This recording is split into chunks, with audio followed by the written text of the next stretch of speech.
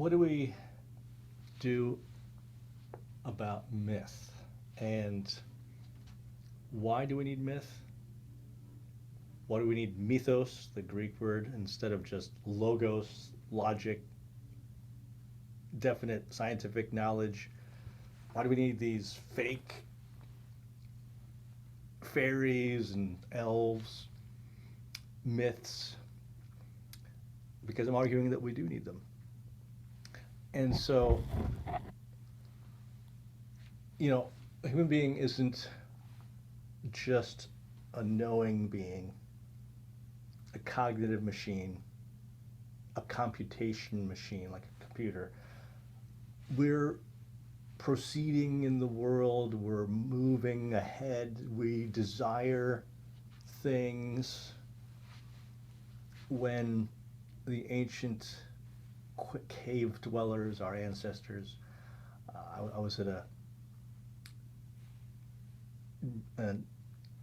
Big Bend Ranch State Park in West Texas recently, and we went up this trail, climbed it up to this bluff, and there's a cliff there, and inside the cliff there's caves, and inside the caves you see these paintings, ancient cave paintings, who knows, hundreds, thousands of years old. And humans would tell tales, and they would sit around and talk about the hunt, and it was dark out, and it's a fire, and it's kind of putting images on the screen, kind of like a little movie theater, and the storyteller was telling the story and of humans confronting animals and barely escaping and killing and teaming up and so forth. We have these myths, and they go obviously to the origins of our lives, of human existence. So when I'm apprehending the world, I'm not just apprehending it in a straightforward way, me and the object, but in a storied way. And I've got models and interpretive models based on the stories that we've heard and the beauty that I've been inspired by. That's not just kind of logic. There's what's this inspiration and beauty and other stuff doing in there. That's partly how we even get science, I would argue.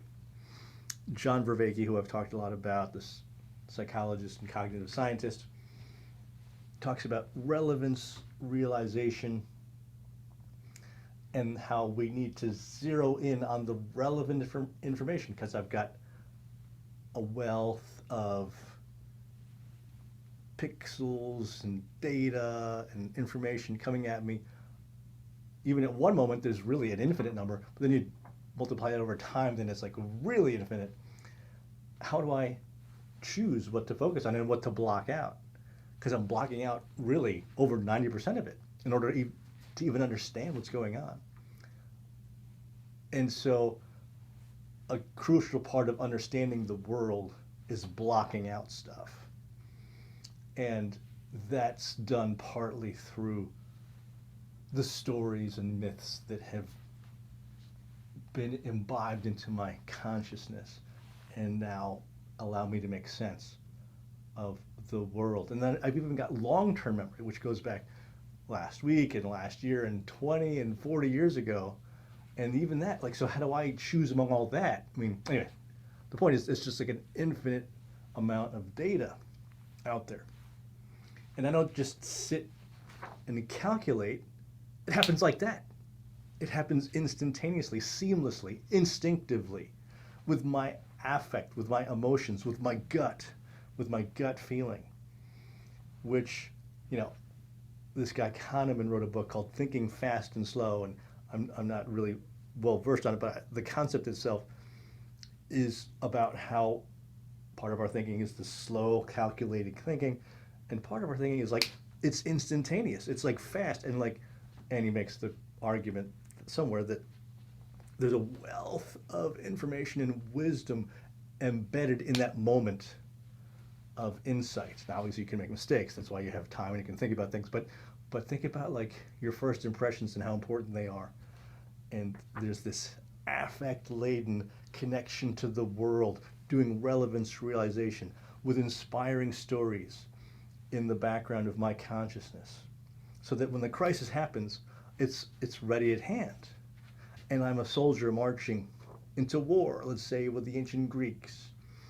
And I've been hearing the story of the Iliad and Achilles and Hector and Diomedes and Odysseus. And I've heard songs. Maybe I'm even singing those songs as I'm marching.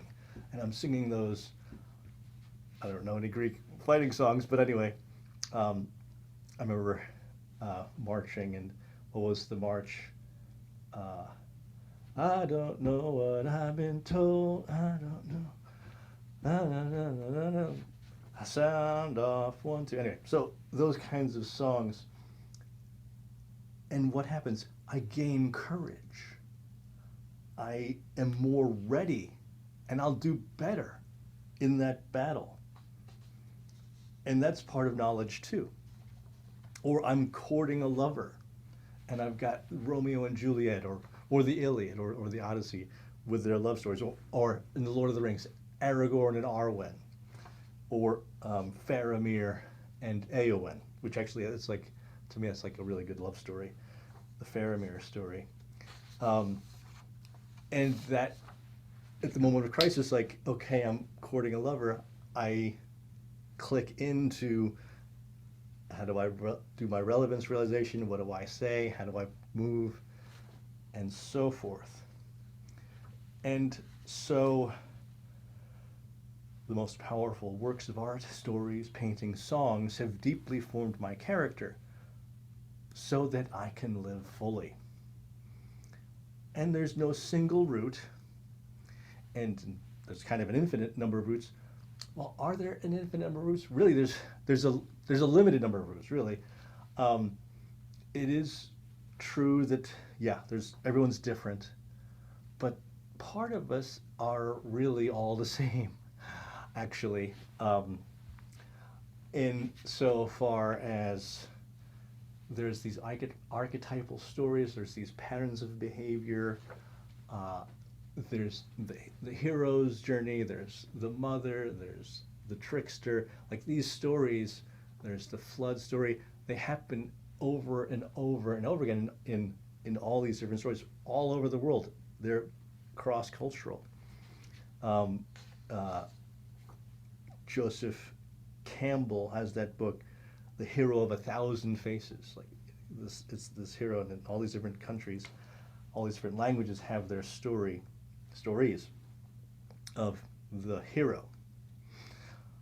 And so I would submit that there is an objective fact that all people want to live fully and are seeking to shed lesser modes of living. And so this is the universal. I'm asserting this. And you can disagree with me. Please do. And in the story in the film, Braveheart, directed by Mel Gibson and acted by Mel Gibson, he's been captured by the English. He's about to get killed because he's fought against them, but he lost. The English were just too strong. They had too many soldiers, too much wealth, too much military might. Conquered the Scots. And he's in prison, and he's going to get killed. And his love interest in the story is this Princess Isabel. She comes and visits him and says, here, swear, sign this thing, swear your allegiance to the King of England. Maybe we can, get you alive, and maybe I can still visit you. We can continue our love affair. And he looks at the document and he says, if I swear to him on this document, then everything I am is dead already. He's not going to do it. And he's silent for a minute, and he says to her, every man dies. Not every man really lives. And really lives. Like, there's this thing that all of us know is out there. really living. And we know that we're not there yet. And we know that we want to be there or closer to that. And that's an objective fact. There's this storied element in all of us, this desired element. And we know that a quasi life, a half imitative, empty life, is not going to cut it. I'm called to live. I have an instinct for meaning, meaningfulness. That's where mythos lies. Is that real? Absolutely, it's real. It's not accessible scientifically or through experiment or through physics or chemistry, but it actually allows us to do physics and chemistry because it gives us that background story so that we can make our way in the world and do science, for example. And so mythos is absolutely essential as much as, if not more than, logos. We have both mythos and logos, this instinct for meaning, this instinct for beauty. You can't live without these stories and songs. In spite of our rationalist bias towards the empirical fact, the idea that intelligence is about manipulating propositions, statements of fact, verifiable, measurable data. That, oh, that's what's really real, and we can trust that, and that's solid, and all that other stuff is pretty much fluffy and opinion, and it changes, so you can't build on it. And I'm saying completely wrong. That's where we need to build in order to get to the scientific propositions and statements of fact. And even just to see and perceive the world. How am I going to see the world if I don't have the relevance realization, which is based in the mythos and the stories and the art and the beauty that I've already imbibed, as well as the language, because the language is allowing me to articulate things, which comes from the past and from the stories. And so it's the storied nature of events that most fully yield their meaning of what matters most. Stories convey facts. You've got Achilles, he stops fighting, that's a fact. Agamemnon takes his concubine. Later on, he comes back into the war, that's a fact. And he defeats Hector, that's a fact. Okay, there are facts in the story. But there's so much more than that. There's values, liberty, self-sacrifice. These are held up to us. And then we can kind of desire, our affect is getting involved here. And there's a social imaginary. And let me pause for a quick second. So I wanted to talk about social imaginaries. Charles Taylor is kind of the first guy that I've heard of who starts using this term. I think it comes from French. Taylor's bilingual because he's from French Canada. And because imaginary is not really the right word, I think, for English. Imaginary doesn't mean it's imaginary as in fake. Imaginary means the background knowledge, but it's not even knowledge. It's the background invisible stuff that allows us to know anything. And so it's really hard to get at it, and different people get it. Freud gets at the unconscious, or phenomenologists kind of try to get at it. It's that thing that you can't put your finger on because it's in the background. It's the unquestioned belief that allows you to have any knowledge. And so it's different than ideologies or ideas. Those are already spelled out and kind of put out into language. This is sort of before language. And so let me look at a quote from our friend Charles Taylor in my PowerPoint. And let's see, will this work? So let me go to this quote from Taylor's modern social imaginaries, because my focus is on the way ordinary people imagine, and my screen is blocking the vision of that thing. Hold on a second. Let me just read it this way. Because my focus is on the way ordinary people imagine their social surroundings, and this is often not expressed in theoretical terms, but is carried in images, stories, and legends. So this is one aspect of the social imaginary, that it's different than ideology or sort of set of beliefs. It's this way people imagine their social surroundings. Number two, it is also the case that theory is often the possession of a small minority, whereas what is interesting to the social imaginary is that it is shared by large groups of people, if not the whole society. So it's not just like the intellectuals at the universities and the think tanks kind of like thinking these things up, but kind of everybody, like the uneducated, farm worker has this, or person just working in the store or whatever. It's in the air you breathe, in the atmosphere of the society. Three, which leads to a third difference. The social imaginary is that common understanding that makes possible common practices and a widely shared sense of legitimacy. So it's sort of considered common sense. So it's so common that you don't even have to articulate it, and that makes it kind of invisible.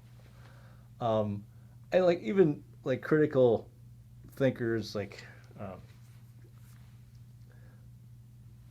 people who are into different postmodern theories, are kind of getting at this as well. Marxists or different race theorists talk about like these kind of invisible things which kind of govern us, and without us even realizing it. That's true, and that's what I think Taylor's talking about, and that's where mythos lies as well. So, and therefore, education, like who decides, and how do we decide what are the mythoses, what are the mythoi, the stories that children are going to learn, and how, because that's so crucial to shaping the entire society. So, so this is the area of axioms, preconceptual givens, unquestioned background that allows the knowledge to develop. So now I'm going to turn to Tolkien. And Tolkien wrote this poem. I think he wrote it in response to C.S. Lewis, if I'm not mistaken. And they had different debates and about God and art and mythos, and Tolkien is defending Mythopoeia. That's the name of the poem. Making of poems. Poeia, like a poem, is something that's made. Mythos is a myth, as a story. So the making of myth or story, he's defending this concept. And so again, let's go to my imperfectly configured sharing of the screen. Let me see if I get this thing to work here. Oh, I don't want that. Hold on a second. I want the PowerPoint. There, let's see if this works. Let's go to PowerPoint. Okay, maybe this will work. And so here's Tolkien Mythopoeia, and he's saying, there is no firmament, only a void, unless a jeweled tent, myth-woven in elf pattern, then no earth, unless the mother's womb whence all have birth. The heart of man does not compound of lies, but draws from wisdom from the only wise, and still recalls him. So, let me read the next one too. Hold on. Next. And this is continuing, but I've skipped a little bit.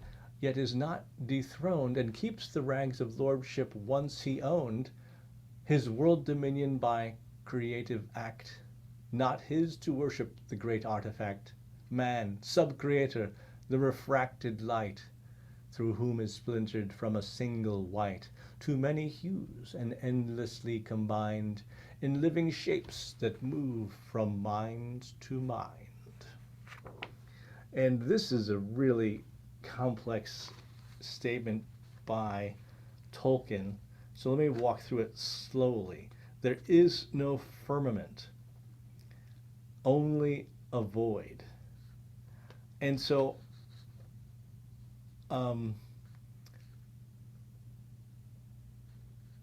it is story that enables me to think. There is no firmament unless a jeweled tent myth woven is there. So I need that jeweled tent and the myth woven elf pattern thing in order to even see that there's a firmament there. Otherwise, it's just a void. It's just like this dead thing. In order for me to like really make meaning and make sense of what's in front of me, whether it's a tree or a war or a scene of battle or a firmament, the sky, I need those stories. I need those mythoi. Could I know anything if I had not already drunk in some background story? Could I know anything? Could I make sense of the world? I don't think so. Like, we've heard the stories from our parents. I mean, there's no way you haven't, otherwise you haven't known a language. And then that allows us then to move forward and make sense of the world in front of us. Always, obviously, always, and even in dialogue with others. We're always talking with others. We're in conversation. And we're hearing more and more stories. And so I'll have a million facts and events occurring around me all day, every day. People walking by, people talking to me, traffic jams, whatever it is.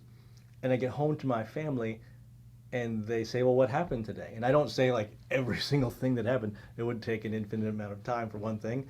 I choose a tiny fraction of the things that happened. I make a relevance realization based on the stories that I've heard before and the stories that I've told before, and I know what they're going to be interested in. And I say, like, my boss yelled at me, or my students gave me a hard time, or I got behind on my writing, which tends to happen. And yeah, I tell that story that has some meaning. And that allows me to perceive the world and make others perceive it as well as I tell that. And so I'm choosing. And I've got these interiorized meaning yielding patterns imbued with values. So, okay. And this is what Tolkien calls myth woven, woven by myths, woven with myths. Taylor calls this social imaginaries, which are carried in images, stories, and legends, he says. And like, so it's not, I think images are useful in like paintings, like iconic paintings that you see in church or in an advertisement that kind of shape the way you see the world. Like, that's why we know advertising. That's why we spend so much money on advertising. It is powerful, and it shapes the way people see the world. And then Tolkien says this, that the heart of man is not compound of lies, but draws some wisdom from the only wise, capital W, i.e. God, and still recalls him. So when we're doing our perceiving, we're doing the following. Let's go to the, I haven't done the drawing thing for a while. Let's see if I get this thing to work again. Okay, come on, you can do this. There we go. And so if, okay, here I am here. I am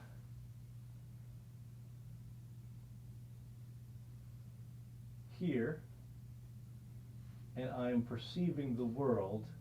Let's just make it a tree to keep it simple. I am, on the one hand, I'm perceiving. And that's happening in a storied manner. There's story in the background that's allowing me, mythos, that's allowing me to make sense of the world. And it's also affecting my speech, my logos, let's just call it speech, which is my writing or my speaking or my conversing. So both of these are imbued with story.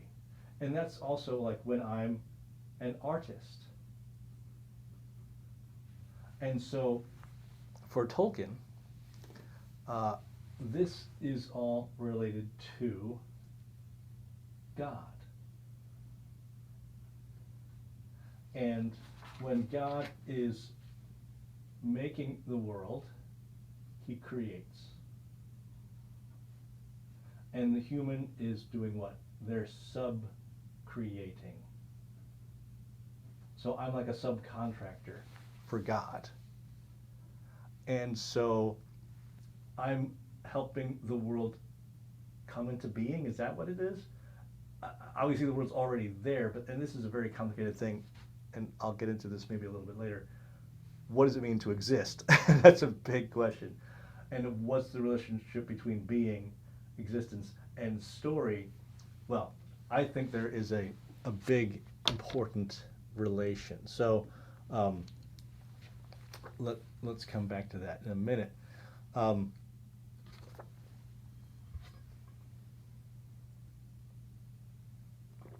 So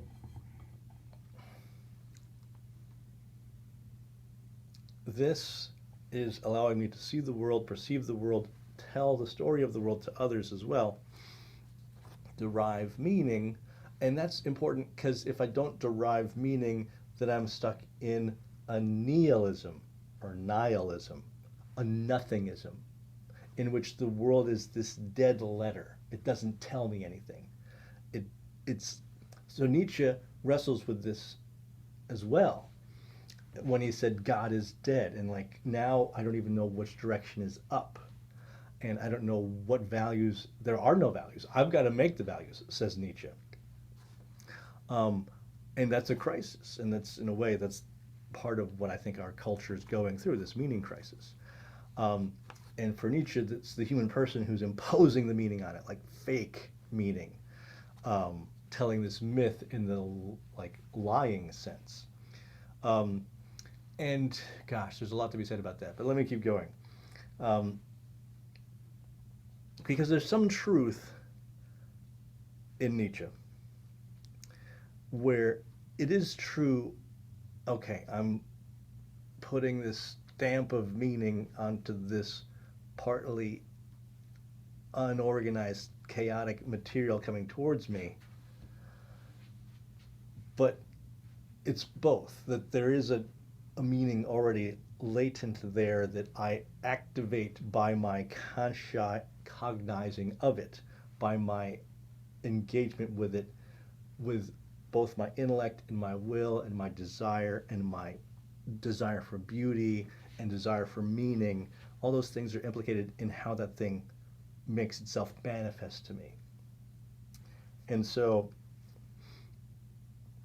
so for Tolkien, though, I think he's got a better way of dealing with it than Nietzsche about how the world manifests itself to me by calling the human this sub-creator. That I'm not creating the world, but I am partly sub-creating the world and finding meaning, and as well as relevance, realizing the meaning, choosing, making judgments about what's relevant and what's meaningful in that latent, chaotic stuff coming at me. And so, okay, so say I read The Lord of the Rings or Braveheart, I watch the film Braveheart, I'm imbibing these stories and myths. I buy into that secondary world, what Tolkien calls a secondary world of The Lord of the Rings. It's not a real world, it's not real, but it's a secondary world where there's these short guys and there's these elves, which they're not real. Or Braveheart, even that, I mean, it's fictional, it's not totally real, based on reality. But that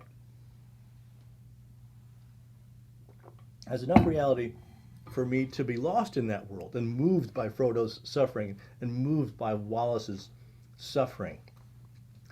And so now that allows me to look at this world, the real world, as myth woven. And what's the other thing? Elf patterned. And so it's got patterns, and I'm able to kind of perceive them. And there's like a signal there. And, um, you know, we're looking at the night sky, looking for like these radio waves and light waves and all kinds of waves. And is that a signal, or is that just like random noise? And there's so the difference between signal and noise. And if the world is just noise, then I can't make sense of it. But there are signals, and I can pick those up. Now I need to attune my apparatus and my cognition so that I can pick up that signal. But art, story, mythos allows me to do that. It's that like fine tuning of my apparatus through myth that makes it come alive to me. And the world is alive. If I can't see it coming alive to me, it's not the world, it's me. I've got to like get more stories. I got to get better stories and mythos into my cognition. Otherwise, I'm just overcome by the noise. And so I got to be open to that signal. I'm getting warm here. It's cold, but I guess the lighting here is warming up the room, and I'm losing my voice. And so, able to discern the recognizable pattern and meaning in the primary world I inhabit in my daily life. Because in my daily life, I tend to get so used to things that they get dumbed down and kind of bland and bleh, and it's harder to like see. It's just a void to me, as Tolkien has said. There's no firmament, only a void. And Tolkien's being a real phenomenologist here. I'm not a professional philosopher, so I'm kind of like dabbling. But to me, this is really phenomenology, about the phenomenology of perception, like Maurice Merleau-Ponty, who was the great scholar of that last century, I think is very similar about how I perceive the world is partly based on being moved by story and by having my perceiving apparatus configured by a myth or a fantasy story. And and and so let's go back to the quote in my PowerPoint, if this works. And so the human, so just to I'll reread part of this. The heart of man is not compound of lies, but draws some wisdom from the only wise and still recalls him. So God is kind of reminding me, so to speak. And yet he is not dethroned, the human, and keeps the rags of lordship once he owned his world dominion by creative act. So, and this is based on, the Judeo-Christian tradition, and you don't have to buy into that, but Tolkien was that. So he's talking about like how God gave dominion to the humans. But in any case, leaving that aside, we have humans creating. Humans are making art. Not his to worship the great artifact, man, sub-creator, the refracted light through whom is splintered from a single white to many hues and endlessly combined in living shapes that move from mind to mind. And so, and I've got more here. So yeah, so this is calling humanity, the human, the sub-creator, the refracted light. So God is kind of like just this nice pure white light, but the human kind of like we're like this little crystal, and we refract it, and it makes this different thing. The humans, we're sub-creators. We're helping guide that light forward, guide that creation forward, subcontracting for God, as it were, as we sub-create. And then we have here from Mythopoeia further, the movements of the sea, the wind in boughs, green grass, the large slow oddity of cows, thunder and lightning, birds that wheel and cry, slime crawling up from mud to live and die. These each are duly registered and print the brain's contortions with a separate dint. And so, yeah, this is all about perception. How do I perceive? How do I get that separate dint into my brain? Let's keep going. Yet trees are not trees until so named and seen, and never were so named till those had been whose speeches involuted breath unfurled, faint echo and dim picture of the world, but neither record nor photograph, being divination, judgment, and a laugh, response of those that felt a stir within by deep monition movements that were kin to life and death of trees, of beasts, of stars. And so what's going on here, as I said, it's the how does this get registered on the brain, printed on the brain, perceived? How do I perceive? He's saying the slow oddity of cows. Like I'm perceiving this cow, and it's getting registered onto my brain partly by the myth that's come before. Yet trees are not trees, or as a typo, trees are not trees until so named and seen. This is a really postmodern statement by Tolkien here.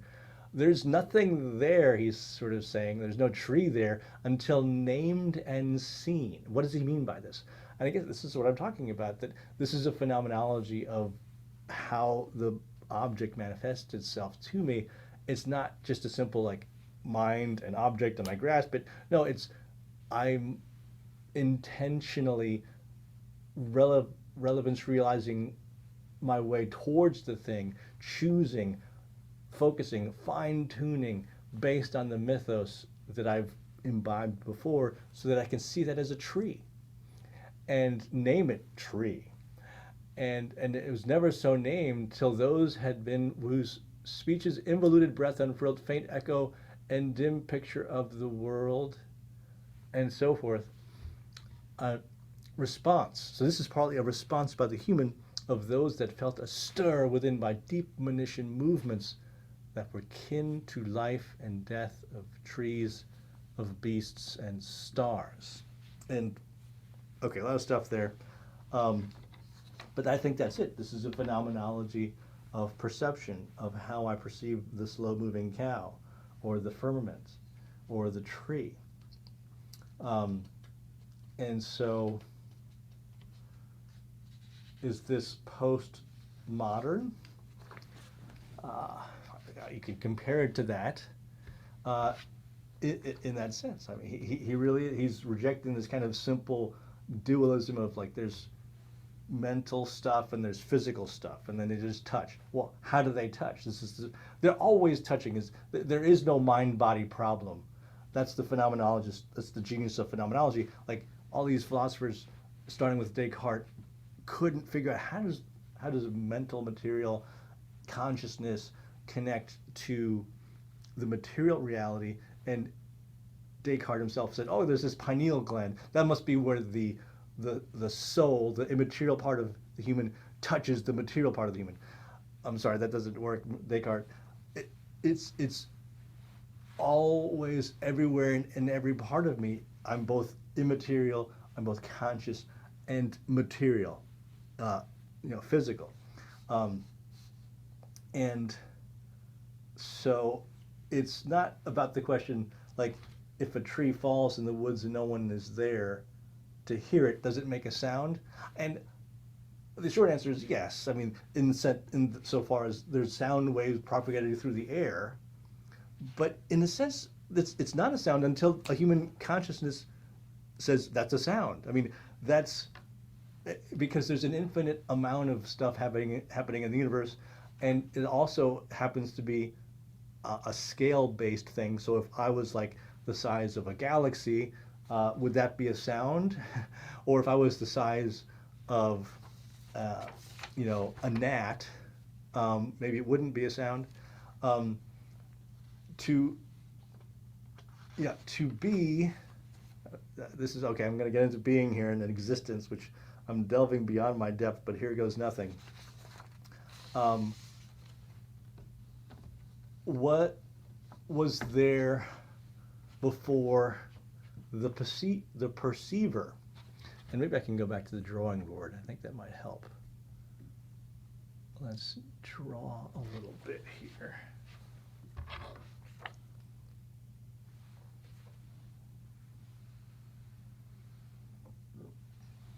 And so here's the tree, and then the branch falls and it hits the ground, crash. So was there a sound? I'm saying yes, there are sound waves, but there's something about the perceiver that is at stake here, and the consciousness of the perceiver in the genesis of being, of existing.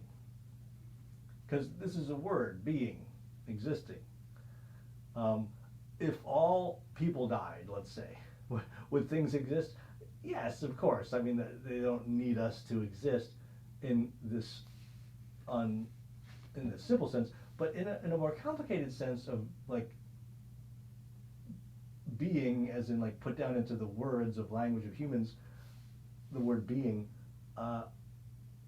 And also you get, I mean, I'm not a physicist either, but then you have like the quantum mechanics aspect of things, because I do know that quantum mechanics messes up with all of our kind of intuitive ways of thinking about, like, here's a proton and a neutron, and here's an electron kind of going around it. Like, where is that electron at any moment? And part of it is based on the consciousness. I mean, because to fix in on the thing, all you have are probabilities. You can't get beyond that. And we have a mathematical model. We have like math models that can kind of get us at like what's going on there. But is that it? So anyway, there is consciousness implicated in even just the being of being. You need a point of reference, like where are you looking from, at what moment, for how long. Like that's a limited being here. If it's God, I mean, you can sort of say like from a Godzoid point of view, from like this infinite being, yeah, okay, everything exists for him, but then it's not being in the human sense. And so, yeah, anyway, that's a lot of stuff. So I'm going to pause it there and just thank you for paying attention to my ramblings today and trying to get at why we have myths, how myths allow us to know anything, how to make sense, how to find meaning, and how this is crucial not just to me finding the meaning of my life and getting on with life, but even to like knowing science, because even the work of science comes out of that search for meaning and is based on it. So yeah, this is fundamental. Philosophy precedes science. That's the way I look at it. Philosophy is the grounding that's going to allow us to even do science and art, although art is more like the sister or brother of science, like they of philosophy, I should say. Like art also is a huge avenue to knowing things. And if you cut off art and you just used logic and math and science, you wouldn't know reality, I would argue. And so, because reality means something, it's not just like this dead thing. And we need, even just to perceive it really, mythos and story. Mythopoeia. Stay tuned for more fun stuff.